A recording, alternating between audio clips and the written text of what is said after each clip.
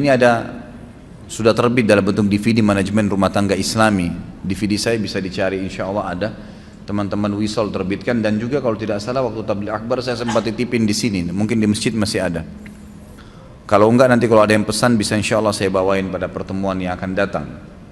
Intinya saya sebutkan di situ ada tujuan, ada definisi pernikahan. Banyak orang berumah tangga tidak tahu apa definisi pernikahan. Di dalam Islam itu ada definisinya. Pernikahan dalam Islam adalah penyatuan dua lawan jenis anak Adam dalam sebuah ikatan ritual agama yang menghalalkan hubungan biologis di antara keduanya, serta menyatukan antara kedua keluarga, kedua pasangan, suku dan negara. Itu definisinya. Saya bagi menjadi 3 potongan. Pernikahan dalam Islam adalah penyatuan antara dua anak Adam, dua jenis, ya, dua lawan jenis dari anak Adam, laki-laki dan perempuan. Dari definisi ini keluar tidak boleh nikah sesama jenis, nggak ada homoseksual, nggak ada lesbian. Adanya laki-laki dan perempuan, murni laki-laki full, perempuan full, semuanya. Yang tengah-tengah nggak diterima dalam Islam. Banci, lesbian, homoseksual nggak ada dalam Islam, ditolak semua, dosa besar, hukum, nggak boleh, penyakit. Nabi SAW menyuruh seorang banci yang pernah duduk di sekitar para sahabat, lalu Nabi SAW dengar, lalu Nabi mengusir, mengatakan keluarkan orang yang dari Madinah, dianggap penyakit, nggak boleh ada. Kemudian dari anak Adam, berarti tidak boleh seseorang muslim menikah kecuali kepada manusia, tidak boleh nikah sama jin, nggak boleh melampiaskan biologis dengan hewan, sama manusia. Dalam satu ikatan ritual agama yang menghalalkan hubungan biologis di antara mereka. Jadi ini ibadah. Pernikahan adalah ibadah. Kalau Anda yang hadir sini sudah menikah dan belum niat ibadah waktu itu, hanya karena ajakan teman, hanya karena suruhan orang tua, hanya karena kebetulan suka, itu semua tidak ada dalam Islam. Tidak ada. Pernikahan harus jelas dari awal niatnya karena ibadah, sehingga suka dukanya kita bisa laluin. Yang menghalalkan hubungan biologis di antara keduanya, memang tujuan pernikahan 50%, 70% hubungan biologis.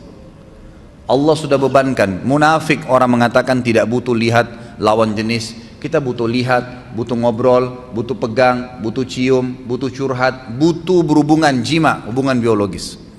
Itu fitrah. Kalau ada orang tidak butuh ini, dia keluar, abnormal, bukan orang yang normal. Tidak ada di situ dia keluar dari batas normalnya. Tapi kalau dia normal, maka manusiawi sekali dia membutuhkan itu. Tapi Allah Subhanahu Wa Taala mengajarkan kita caranya dengan akad nikah.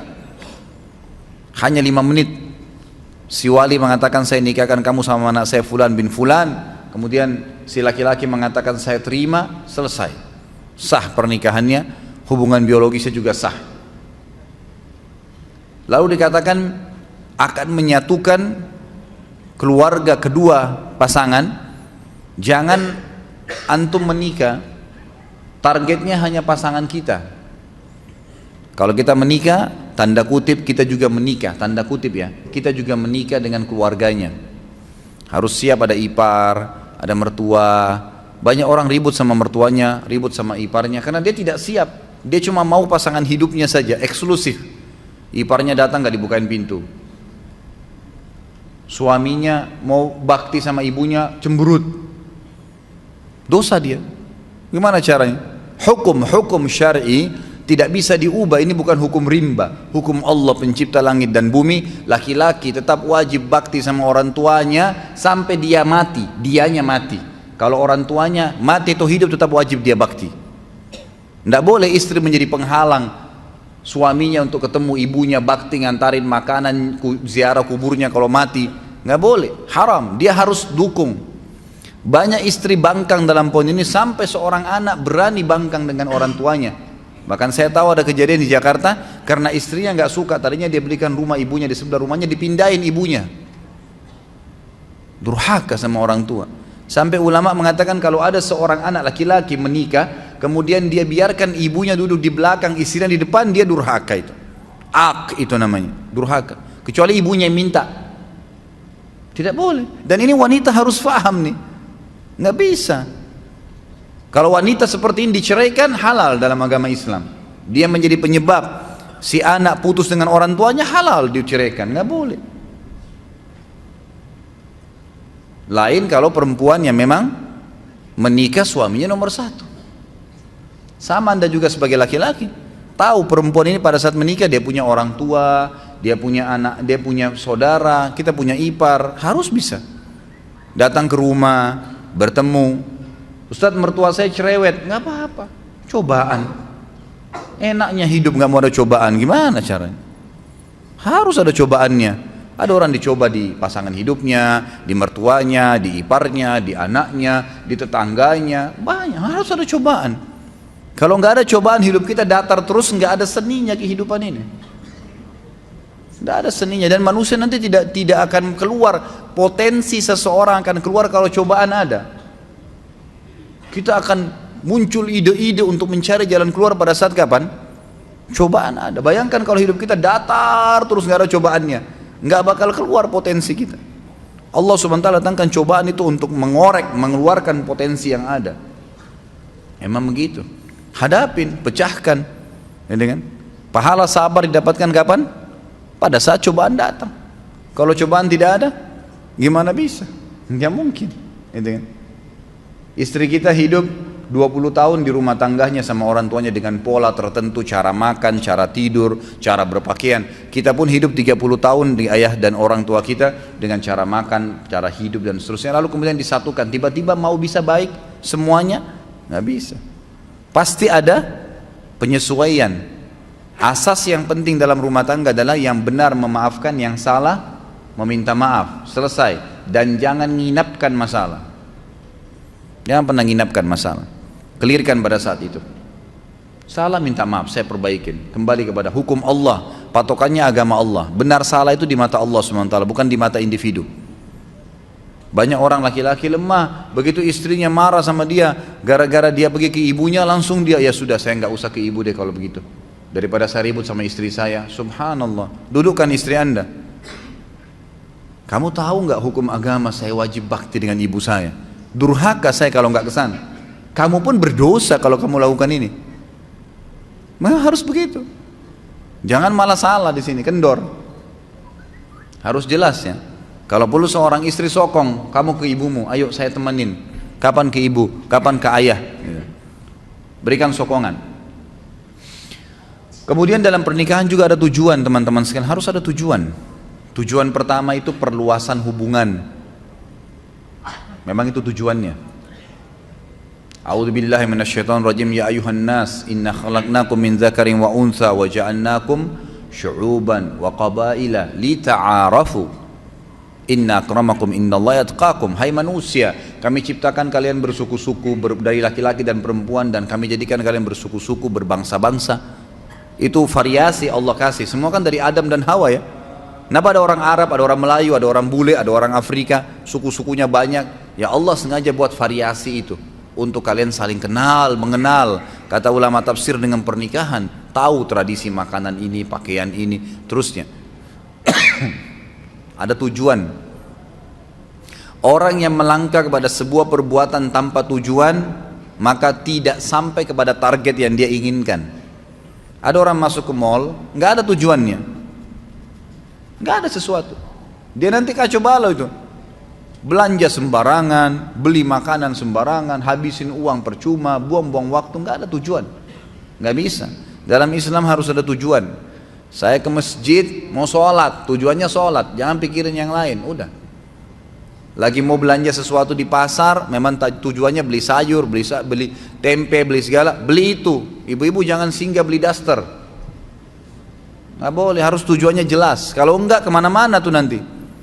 Tujuan harus ada. Kita kerja di satu perusahaan, tujuannya ada target. Orang kalau cuma sekedar ya kebetulan supaya saya kerja deh, nggak bakal meningkat prestasinya, nggak bakalan. 10 tahun begitu terus jabatannya. Tapi kalau ada tujuan saya masuk di sini apa nih? Kelas tertingginya dalam target di perusahaan ini apa? 1, 2, 3, 4, 5 jenjangnya. Target saya 2 tahun saya sudah harus sampai di tingkat yang kelima. Harus ada target. Nggak bisa, dan itu dengan tujuan kita masuk ke situ. Tujuan berumah tangga ada. Perluasan hubungan. Kita akan kenal keluarga istri, keluarga suami, jaringannya lebih luas. Yang kedua, tujuannya itu keturunan. Kalau ada laki-laki yang melamar akhwat di belakang sana bilang, saya mau nikah sama kamu tapi nggak mau punya anak ya, tolak langsung. Nggak ada ceritanya itu. Tujuan pernikahan dari mana kita bisa mendapatkan keturunan? Allah SWT jadikan hubungan biologis itu satu-satunya jalan untuk berlanjut generasi manusia. Yazra'ukum fi, kata Allah. Dengan pernikahan itu Allah jadikan kalian berkembang biak di situ. Memang begitu, tujuannya ada. Yang ketiga, ketentraman.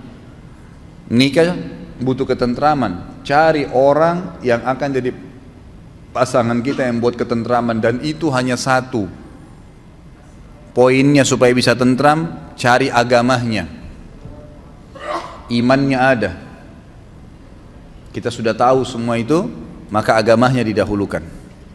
Bagaimana agamanya dia? Kalau weekend, kalau liburan, kemana ya? Oh, saya ke majelis ta'lim ini. Oh, saya hadir di pengajian ustadz ini. Oh, saya kalau weekend ke karaoke, saya ke pantai di Ancol duduk dengan sama teman-teman. Oh, saya main gaple. Udah jelas. Tidak ada ketentraman, mustahil, karena habis nikah dia akan buat sama itu. Dia akan buat sama. Perempuan yang nikah sama playboy asalnya sebelum nikah, jangan heran kalau dia selingkuh setelah nikah. Wajar itu. Laki-laki yang menikah dengan wanita yang tidak pakai jilbab, jangan heran kalau setelah menikah dia tidak pakai jilbab, atau dia tidak sholat, atau memang dia pernah bohong, ya dia akan bohong. Itu tradisi dia. Cari orang yang bawa ketentraman. Dan itu potokannya adalah agama. Dan yang keempat, tujuan pernikahan adalah menjalankan perintah Allah dan Rasulnya. Di ibadah didiatkan untuk itu. Kata Nabi SAW, an-nikahu sunnati wa man raghiba an sunnati falaysa minni. Siapa yang menikah itu adalah bagian dari sunnahku, siapa yang menolaknya maka bukan siapa yang menolak sunnahku maka bukan dari golonganku. Jadi ada tujuan-tujuan. Di antara substansial tujuan pernikahan yang kelima adalah memenuhi hubungan biologis, kebutuhan biologis. Itu tujuan memang. Tujuan kita menikah memang untuk melampiaskan biologis, untuk ngobrol, tatap-tatapan, ciuman, pegang, hubungan biologis, bahkan digantungkan pahala besar.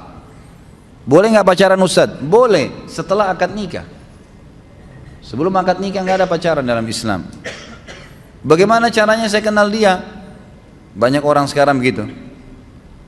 Harus periksa tai lalatnya perempuan itu di tangannya ada nggak?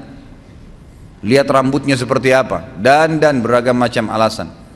3 rahasia penting dalam agama untuk mengenal konsep ta'aruf dalam Islam: kenali fisiknya, kenali keluarganya, kenali lingkungannya. Titik, selesai. Fisik sesuatu apa yang kita menarik nih? Kata Nabi SAW, lihat dari lawan jenis yang kamu mau nikahi sesuatu yang menarik buat kamu. Apa saja? Alisnya, warna kulitnya, sesuatu di wajah dan telapak tangan yang jadikan patokan. Sudah selesai? Oh iya, ini mungkin masuk di kriteria saya. Baik, cukup. Kemudian masuk yang kedua, ke keluarganya.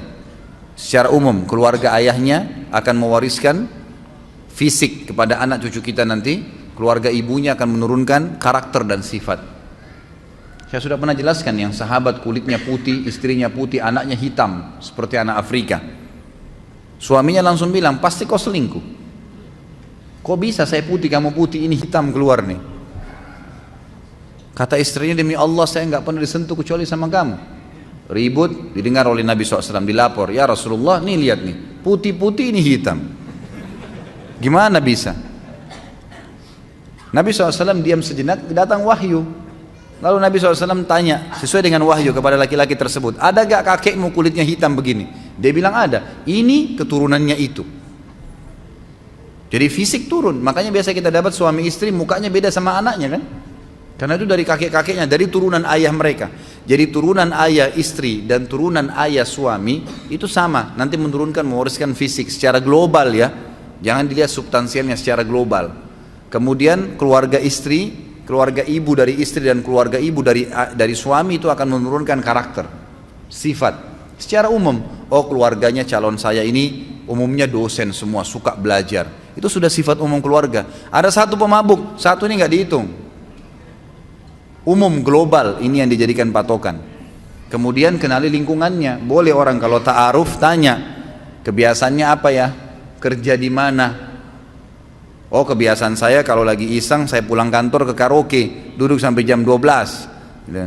Habis itu saya pulang, saya hibur diri saya ke bar sampai jam 1. Pulang istirahat, besok kerja lagi. Sudah bisa dibaca belum?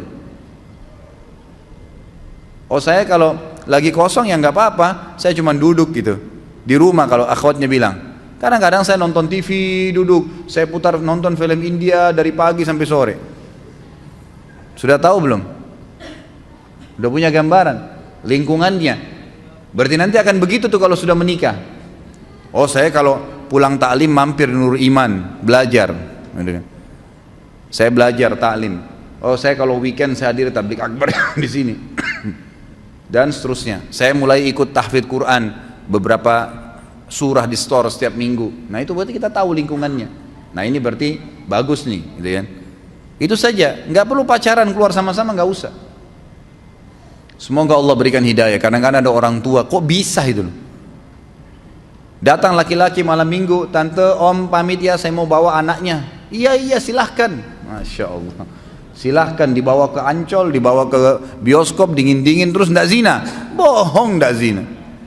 Bagaimana caranya nggak zina? Gitu kan? Nggak ada, paling sedikit itu sudah iktirab ke zina. Ujung-ujungnya, nggak bisa, susah. Nanti hamil di luar nikah, sibuk nikahkan. Bagaimana? Dari mana sahnya nikahnya orang hamil itu?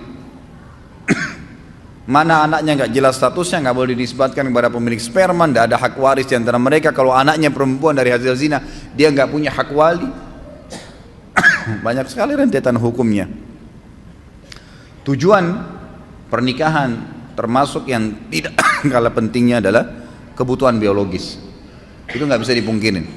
Teman-teman kalau yang punya anak, jangan tunda mereka menikah, nikahkan. Karena kadang-kadang subhanallah fitnah terjadi.